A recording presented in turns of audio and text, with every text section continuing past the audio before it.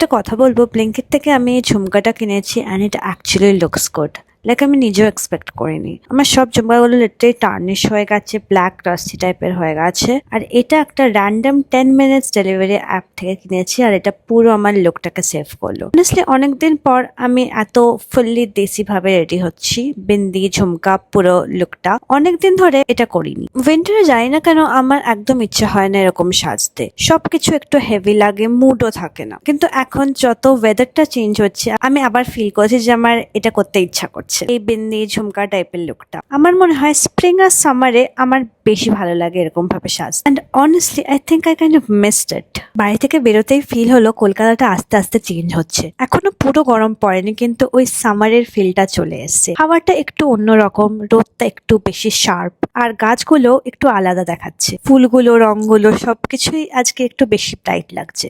আর এই টাইমটা আমার খুব পছন্দ, যখন একটা সিজন থেকে আরেকটা সিজনে শিফট হচ্ছে। গাছগুলো দেখো মনে হচ্ছিল রংটা একটু চেঞ্জ হয়ে গেছে। ফুলগুলো আজকে আমি বেশি নোটিস করলাম, নর্মালি এত খেয়াল করি না, কিন্তু আজকে সবকিছু একটু বেশি হাইলাইট হয়ে যাচ্ছিল। রোদটাও একটু চুপচাপ ছিল, ওই টিপিক্যাল দুপুরের টাইম যেখানে সবাই ঘরে আর বাইরে সবকিছু একটু স্লো। সবকিছু আস্তে আস্তে চেঞ্জ হচ্ছে কিন্তু এখনো ফুললি চেঞ্জ হয়নি। আর আমার মনে হয় এই ফেসটা বেশি ভালো লাগে আমার, কারণ এখানে একটা কেন ব্যালেন্স আছে, একটা কাম ফিল হয়। এক্স্যাক্টলি ওই রকম ফিল ছিল আজকে। তারপর আমি আর মা অটোতে চেপে বেরোলাম। ছোট্ট একটা রাইড ছিল, কিছু বেশি কিছু না, জাস্ট চলে যাওয়া। আর অলসো আজকে অ্যাকচুয়ালি আমার নেফিউ এর ফার্স্ট বার্থডে, না মানে অ্যাকচুয়াল সেলিব্রেশনটা না, আজকে জাস্ট আমি আর মা যাচ্ছি গিফট নিয়ে। তোমরা এই গলিটা আমার ব্লগে আগেও দেখেছো। এরকম জায়গাগুলোতে জানি না কেন প্রত্যেকবার এলে একরকমই চেনা লাগে। কত যে ছোটবেলা মিমির বাড়ি ঘুরতে এসেছি, লাইক কিছু টাইমের সাথে চেঞ্জ হয় কিন্তু ওভারঅল ফিলটা একই থাকে। ঢুকেই দেখলাম ওর এনার্জিটা অলরেডি অন। যখন বাচ্চা অ্যাওয়েক থাকে তখন পুরো বাড়ির ভাইবটা অটোমেটিক্যালি চেঞ্জ হয়ে যায়। কোনো কিছু প্ল্যান করতে হয় না, যে নিজের মতো করে সবকিছু ইন্টারেস্টিং বানিয়ে দেয়।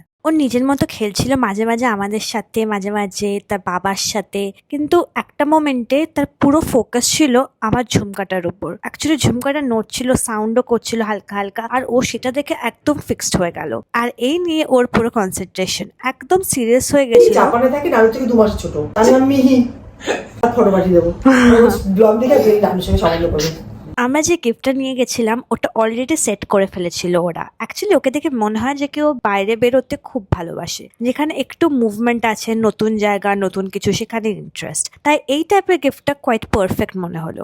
এটা এখন বেসিক্যালি প্র্যামের মতো ইউজ হবে, কেউ পুশ করে নিয়ে যাবে, আর পরে যখন একটু বড় হবে সেম জিনিসটা ট্রাইসাইকেল হয়ে যাবে। অনেস্টলি আমরা ছোটবেলায় এত কিছু ছিল না, একটা সিম্পল জিনিস ছিল, সেটা একটা কাজই করতো বাস। এখন দেখো একটা জিনিসের 2-3টে কাজ। একটা ট্রাইসাইকেলও এখন প্র্যাম হয়ে যাচ্ছে, which is actually very smart. আর অবভিয়াসলি ওটা নিয়ে বিজি হয়ে গেছিল, পুশ করা হচ্ছে আর সে ঘুরে বেড়াচ্ছে, ও এনজয় করছে। তারপর আমি একটু ওপরে গেলাম, প্যান্ডেলটা তৈরি হচ্ছে, এখনো হাফ রেডি স্টেজে আছে, কিন্তু দেখেই বোঝা যাচ্ছিল কালকে এখানে পুরো চেঞ্জ হয়ে যাবে। আজকে এত চুপ আর কালকে এত ক্রাউড হবে, কন্ট্রাস্টটা অ্যাকচুয়ালি ইন্টারেস্টিং লাগছিল। আর একটা কথা বলবো, রিসেন্টলি তোমরা অনেকেই মেসেজ করছো যে রোজ ভ্লগ দাও, আর অনেস্টলি আমি এক্সপেক্ট করিনি এতটা রেসপন্স। লাইক আমি জাস্ট নিজের মতো করে রেকর্ড করছিলাম, কিন্তু তোমরা এত কানেক্ট করছো, এটা দেখে খুব ভালো লাগছে। রোজ ভ্লগ দেওয়াটা একটু টাফ হয়ে যায়, কিন্তু আমি ট্রাই করব যতটা পসিবল রেগুলার থাকার, আর এই রকম ছোট ছোট মোমেন্ট গুলো শেয়ার করতে থাকবো। আজকে আমার নিজেকে দেখে একটা উইয়ার্ড রিয়েলাইজেশন হলো, এই জিনিসগুলো অন্যদের ওপর খুব ভালো লাগে, সেগুলো নিজের ওপর পড়তে গেলে আমার ঠিক নিজের মতো লাগে না। লাইক এই গ্লাসের চুড়িগুলো, এটা আমি লিটারালি কতদিন আগে কিনেছিলাম কিন্তু কোনোদিনও পরি। দেখতে খুবই সুন্দর লাগে, স্পেশালি অন্য মেয়েদের হাতে, বা যখন আমি পড়তে যাই আমার মনে হয় এটা আমি। আমার মনে হয় আমাদের সবার লাইফে এই জিনিসটা থাকে, আমরা অন্যদের থেকে ইন্সপায়ার হই কিন্তু সবকিছু ঠিক নিজের উপর বসে না। কিন্তু আজকে কিছু একটা ডিফারেন্ট লাগলো, আজকে মনে হলো ট্রাই করে দেখি, যা হয় দেখা যাবে। এটা একদম আমার রেগুলার স্টাইল না, বাট আজকে ভাইবটা ম্যাচ করে গেল সামহাউ। মাও আজকে রেডি শাড়ি পরে, লেটস গো। উবের এসে অন্য গেটে দাঁড়িয়ে আছে, তাই আমরা হেঁটে হেঁটে মেন গেট পর্যন্ত যাচ্ছি উবেরে উঠতে।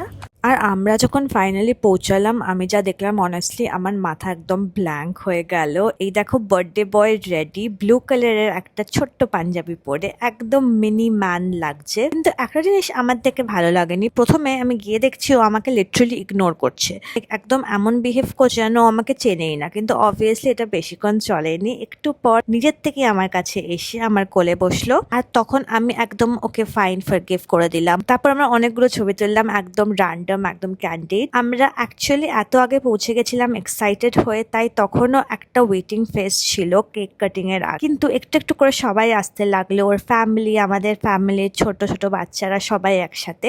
তারপর কেকও এলো। কেকটা ছিল ওয়ান শেপের, একদম perfect for his first birthday. Honestly দেখতে কি মনে হলো এটা কাট করার আগে একটা ফটো তো নিতেই হবে। তারপর হলো কেক কাটিং, আর অনেস্টলি একটু কেয়স তো ছিলই। বাচ্চাদের বার্থডে বলে কথা, সব ছোট ছোট বাচ্চারা একদম একসাথে স্টেজে, কেউ ক্যান্ডেল নিউ কিউরিয়াস, কেউ কেক টাচ করতে চায়। আর বার্থডে বয় ও তো একদম মেন ক্যারেক্টার এনার্জিতে, একবার কেক, একবার ক্রাউড, একবার ক্যামেরা, লাইক পুরো confuse but enjoying the attention he is getting. আর ফাইনালি যখন কেকটা কাটা হলো, সবাই মিলে একসাথে হ্যাপি বার্থডে বলে গিয়ে উঠলাম।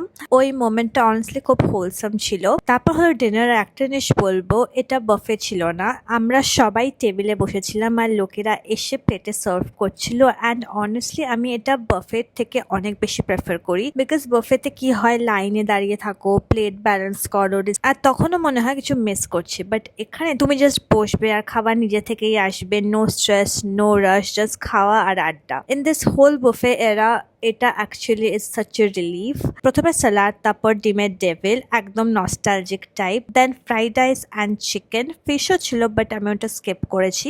রিয়েলাইজ করলাম everybody is just sitting, talking, লাফিং, কোনো রাশ নেই। বুফেতে সবাই উঠছে, বসছে, লাইনে যাচ্ছে, বাট এখানে সবাই একসাথে। এটা অ্যাকচুয়ালি খুব old school, but somehow it feels more worm.